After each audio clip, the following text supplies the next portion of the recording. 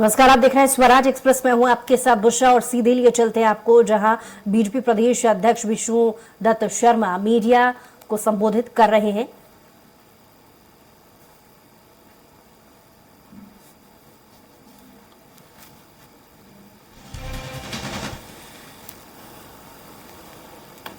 काम के लिए कोई स्वतंत्र मंत्रालय इस भारत के उस सिस्टम के अंदर नहीं था। श्रद्धेय अटल बिहारी वाजपेयी जी ने उस समय जनजाति कार्य मंत्रालय की अलग से स्थापना करके कहा था कि आदिवासी भाई और बहनों के विकास के लिए हम मात्र प्रतिबद्ध नहीं है, हम इसे साकार रूप देना चाहते हैं, जो आज माननीय प्रधानमंत्री मोदी जी के नेतृत्व में हम लगातार इस दिशा में आगे बढ़ रहे हैं। आपको ध्यान में होगा कि जिस प्रकार से वैल्यू एडेड टैक्स की शुरुआत भी माननीय अटल बिहारी वाजपेयी जी ने की थी, कर प्रणाली में बदलने के लिए दूरदर्शिता दिखाई थी। प्रधानमंत्री नरेंद्र मोदी जी की सरकार ने जीएसटी के क्रियान्वयन को आगे ये बढ़ाई है। इसी प्रकार से मिनिमम गवर्नमेंट और मैक्सिमम गवर्नेंस, ये कंसेप्ट प्रधानमंत्री श्री नरेंद्र मोदी जी के नेतृत्व में आज मंत्रिमंडल की व्यवस्था में जो लागू किया गया है, तो श्रद्धेय अटल बिहारी वाजपेयी ने भी इस प्रकार के कंसेप्ट को दिया था। सूखा, बाढ़, इस प्रकार के कई प्रकार की इम्यूनिटी जो होती थी देश के अंदर, इस पर श्रद्धेय अटल बिहारी वाजपेयी जी ने जब प्रभावी काम करना प्रारंभ किया, तो इसके बारे में आज मैं बताना चाहता हूं कि नदी जोड़ो अभियान में देश के अंदर आइडियल प्रोजेक्ट के नाते से अटल जी ने जब शुरुआत की थी, और पहला प्रोजेक्ट उनका सपना था कि केन बेतवा लिंक परियोजना के माध्यम से हम इस दिशा में आगे बढ़ेंगे। नदी जोड़ो परियोजना में उस सपने को साकार करने का काम भारत के प्रधानमंत्री नरेंद्र मोदी जी ने 44,605 करोड़ की परियोजना को बजट में प्रावधान करके आज उस परियोजना का फाउंडेशन स्टोन होने की तैयारी प्रारंभ हो गई है। और जो मध्य प्रदेश का बुंदेलखंड, जो सूखा और गरीब बुंदेलखंड कहा जाता है था, अब वो बुंदेलखंड हरा भरा बुंदेलखंड तो बनेगा ही, समृद्धशाली बुंदेलखंड भी बनेगा। ये कल्पना भी अटल जी ने की थी, आज प्रधानमंत्री मोदी जी उसको साकार रूप दे रहे हैं। इसी प्रकार से महिलाओं के क्षेत्र में 14 लाख स्वसहायता समूह की स्थापना करना, अटल जी के कार्यकाल में जिस प्रकार से काम शुरू हुआ, तो प्रधानमंत्री मोदी जी ने लखपति दीदी से लेकर के नमो ड्रोन दीदी जैसा अभियान आज शुरुआत की है। ये भी आज आपने देखा होगा कि जो विकसित भारत संकल्प यात्रा चल रही है, उसमें नमो ड्रोन और नमो दीदी को प्रशिक्षण के माध्यम से उसके भी प्रेजेंटेशन हो रहे हैं। एक अलग ही प्रकार का वातावरण उसको लेकर के बन रहा है। देश के अंदर माननीय प्रधानमंत्री ने कहा है कि इस तकनीक से युक्त हमारी बहनें इस काम को साकार रूप देंगी। तो महिलाओं के क्षेत्र में जो अटल जी ने काम शुरू किया, आज प्रधानमंत्री मोदी जी भी लगातार उसको आगे बढ़ाने का प्रयास कर रहे हैं। इसी प्रकार से जब मैंने कहा था कि बुनियादी ढांचे के अंदर चतुर्भुज परियोजना वगैरह वगैरह ये सारी चीजें उन्होंने की, तो आज proactive governance and timely implementation की बात, जो पीएम गति शक्ति आज जिसकी शुरुआत हुई है, इस दिशा में आज भारत के प्रधानमंत्री तो कर ही रहे हैं, लेकिन अटल जी ने इस बात की शुरुआत उस समय की थी। हमारे देश के इतिहास में एक साहसिक और निर्णायक क्षण 1998 में अटल जी की सरकार ने पोखरण परमाणु परीक्षण करके एक साहसिक कदम उठाया था।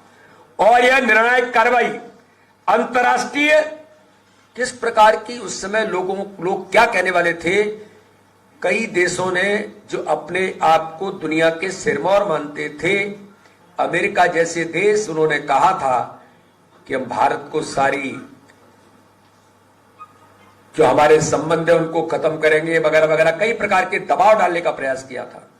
लेकिन अटल जी ने इन सारे बातों को छोड़ते हुए एक विद कॉन्फिडेंस होकर के परमाणु परीक्षण किया और फिर किया। तो यह काम प्रधानमंत्री, उस समय के तत्कालीन प्रधानमंत्री अटल बिहारी वाजपेयी जी ने किया था। लेकिन आज भारत के प्रधानमंत्री नरेंद्र मोदी जी दुनिया के अंदर, चाहे चीन होगा, चाहे और पड़ोसी देश होंगे, या इस प्रकार के जो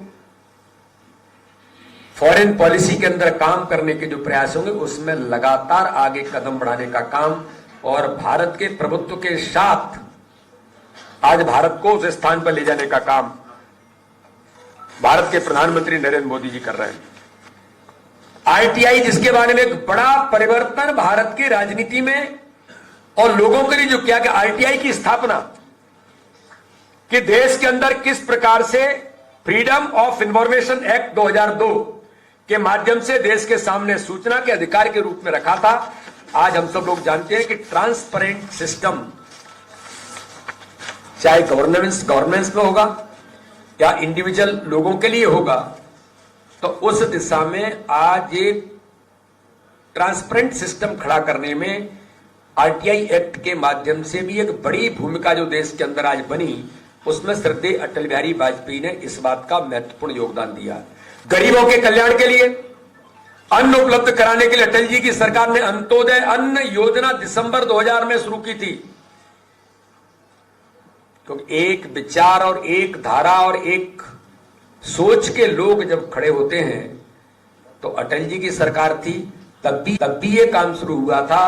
तो प्रधानमंत्री मोदी जी की सरकार ने 2014 के बाद और जब कोरोना का संकट आया तो प्रधानमंत्री गरीब कल्याण अन्न योजना जैसे अटल जी ने उस समय शुरू की थी, माननीय प्रधानमंत्री नरेंद्र मोदी जी ने आज लगातार 4 वर्षों से और 5 साल के लिए फिर उस योजना को बढ़ाया है। तो इसी दिशा में आज काम करने में आज प्रधानमंत्री अटल बिहारी वाजपेयी जी के संकल्प को हम सब लोग मिलकर के पूरा करने का प्रयास कर रहे हैं।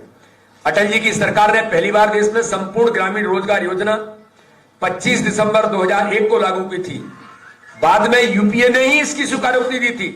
तो इस प्रकार से एक नहीं, कई प्रकार के इनोवेशन, कई प्रकार के गुड गवर्नेंस में नए आयाम खड़े करने का काम श्रद्धेय अटल बिहारी वाजपेयी जी ने देश के अंदर किया था।